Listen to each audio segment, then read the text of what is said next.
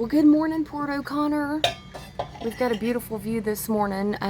We did not sleep that great just because that nasty old chine slap. If you don't know what it is, go look it up. It's terrible. But we had a lot of noise.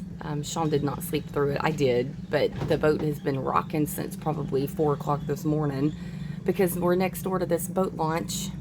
And there are so many fishermen coming through here today, so I looked it up, and of course there's some kind of red snapper roundup tournament going on today. So the waters are extremely rough from just boats being launched and going real fast right past us to get out to this. I told Sean whatever they're catching is over through there because everybody goes over there. If you want some fish, go over there. But look how pretty my pelican is still hanging out greeting us this morning. So we're gonna head off to where we're going? Oh, we're going to Port Aransas. Thank you, Cindy. I'm normally not up this early. It's not my fault. Okay, guys, here we go. All right, we're on the water again. There's the United States Coast Guard. We are in the ICW heading out. We had an uneventful departure, which is really good. So here we go.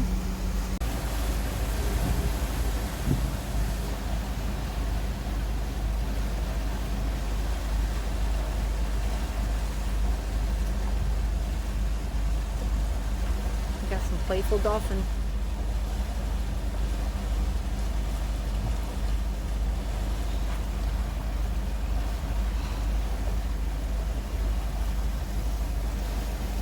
See if they come up behind us.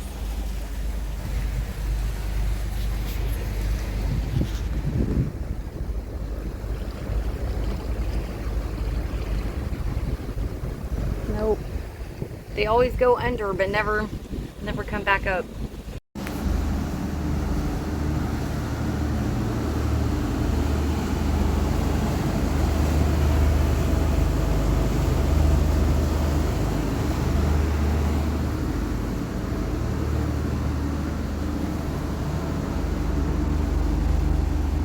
All right, so there's Rattlesnake Island. Sean said it's full of snakes, so hopefully we're not going over there. Rattlesnakes at that, right? We are still in the ICW. We are coming up close to Rockport, Texas, but we're not gonna stop there tonight. We're gonna go there Monday and Tuesday.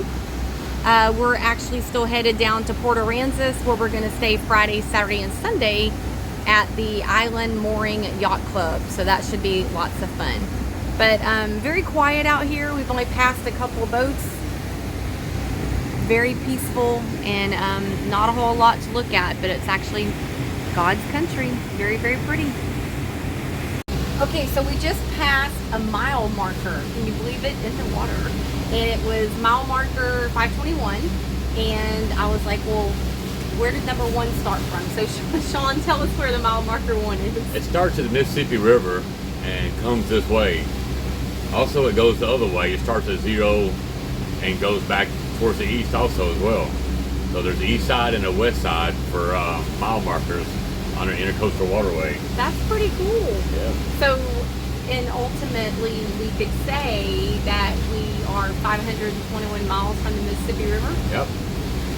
It would be nautical miles. I don't remember what the formula is. It's like 1.125 or something like that. Not too terribly different. No. But we're approaching slowly but surely Port Aransas. Just, you know, like we said, we ain't got a whole lot of cash to be spending out on that fuel, so we're trying to conserve it. How fast are we going? 9.8 knots. 8 knots. All right, good to know. All right, guys, let's keep going. All right, so this is for all the girls out there, because the guys already know. So this is the helm. This is where you sit at to drive. And of course, you've got the big old steering wheel, which I think it controls those little rudder things underneath the boat. This is your forward, like you're, you know, going forward, and then your neutral and reverse, okay? These black ones are your, you know, gas pedal. You go fast or you go slow kind of thing. And then all those buttons, I don't know what those are. We're not going to talk about those right now. But then down here you have your screens. And if you can see in that screen, there's a blue line that runs through it. That's the channel. And you have to keep your boat in the middle of that channel. So there's actually a little picture of the boat and then the line, and it kind of tells you where you're heading. Over there, that little screen right there, that is that's the autopilot, and then underneath it is the radio where you talk to other boats and Coast Guard and stuff like that. All your controls for each engine on these little windows, because there's 2 different engines, and then another I think this is pretty much like the other Just one. redundant. Oh, okay. I don't know what that is, but that's what that is. So that's how this is driven. That's it. That's how you know what's going on. So a lot to it, right? But just know that some of y'all have wanted to know. So there you go.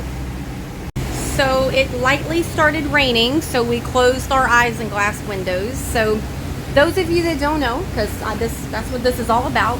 This is called isinglass, and it's like plastic, and it zips on. So you can see there's zippers everywhere, and it goes all the way around. As you can see, this window is open, so you can open the windows, and then you can of course close them, as you can see, for the rain. That way you don't get wet. So we close the sides and the front. That way we're completely enclosed now. And also in the winter time, it'll keep it warm up here.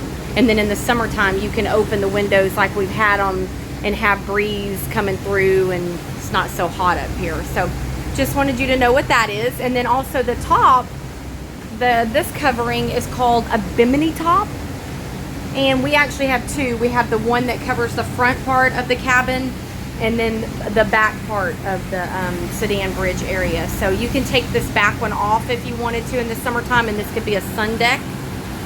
We leave it on just to stay out of the sun. But anyway, and these things are not cheap. They are not cheap. Ours got torn up. Of course, our boat was not brand new when we bought it, so it needed a new top. It wouldn't have hurt to have a new one. We had, I guess it was Hurricane Nicholas last year, and it came through Kima, just not even a big deal at all. We had no, just some winds, and everybody's like, oh, it should be fine. Well, we didn't take our bimini top down.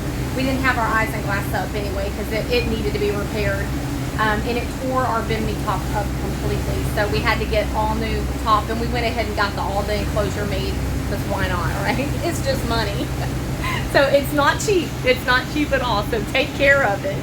All right, guys, we're coming off of the ICW channel, still in that, and we're pulling in very closely to the Port Aransas area, which is very close to Corpus Christi.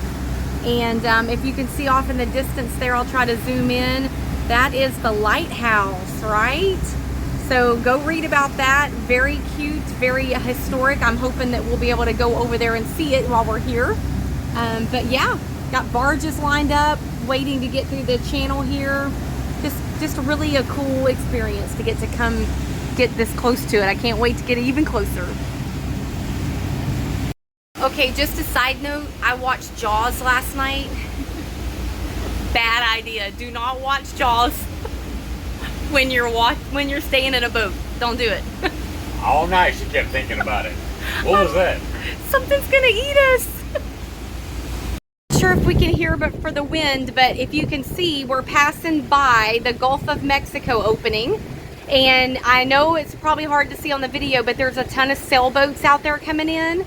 And this is the annual Moonlight Regatta, or no, excuse me, Harvest Moon Regatta. I apologize. Harvest Moon Regatta, which is an annual boat run sailboats race from Galveston at Pleasure Pier. They lined up yesterday and they come down, and it's a race to see who can get here first. And where they are going, if you can see, is right there with that blue and white tent. There's like a pirate boat right there.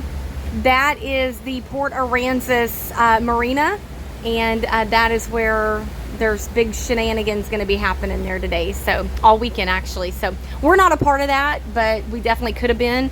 Are the group that were members of the Texas Mariner Coastal Association, and a lot of other like Lakewood Yacht Club and all that. If you can see that pirate ship pulling out, look, I'm going to try to zoom in. Look at how cute. There's the ferry. Looks like there's about 3 of them, and then there's maybe 3 of them on this side too. So Port Aransas ferry.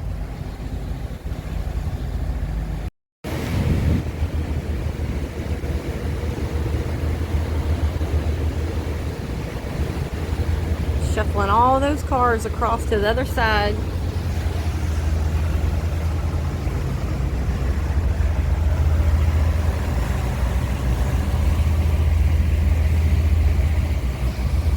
Look at this channel.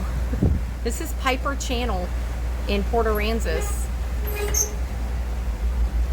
That is crazy. I've never seen a channel look like that. Like perfectly marked. Green is on the left. Red is on the... Ooh, we got a big current coming here, don't we, Sean? Yeah, we do. We're gonna hold on for a minute. Okay, serious current coming through. Get past this nose.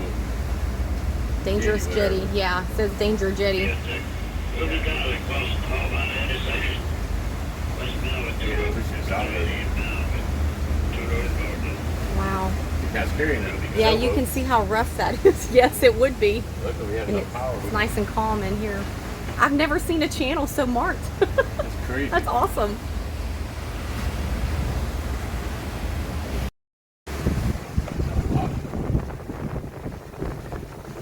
Looks like a nice hawk. Yeah, it is a hawk. Too bad he didn't have a fish in his mouth. Okay guys, well, we found the beach. This is the Port Aransas beach. We're right here at the Gulf of Mexico, and you can see it's actually beautiful. There are campers. You can actually camp and park on the beach. There's a road right here behind it that's sandy, like a sand road. That's a beach road that drives up and down the beach. So you can't, you know, unlike, I think it's in Crystal Beach, Texas, you can actually drive right up by the water. It looks like maybe you can only do that in certain areas here. Looks like there's a really long pier out there and condos down there. We're very close to where we're staying at. We just rode our bikes up to a little souvenir shop and then came right down here checking it out. It's a cloudy day and very windy, so it's not real sunny today, but maybe tomorrow it'll be beautiful and we can come hang out on the beach some. I've never been to this beach, so I'm kind of excited. Just had a fantastic dinner, and now we are headed back to our marina. We're right next to what looks like a private airstrip, so we're not into the airplane thing. We're more into the boat thing, but it looks like they might go hand in hand. So very pretty evening here in Port Aransas. I got my captain leading the way on my bike, and we are headed back to the boat for the evening.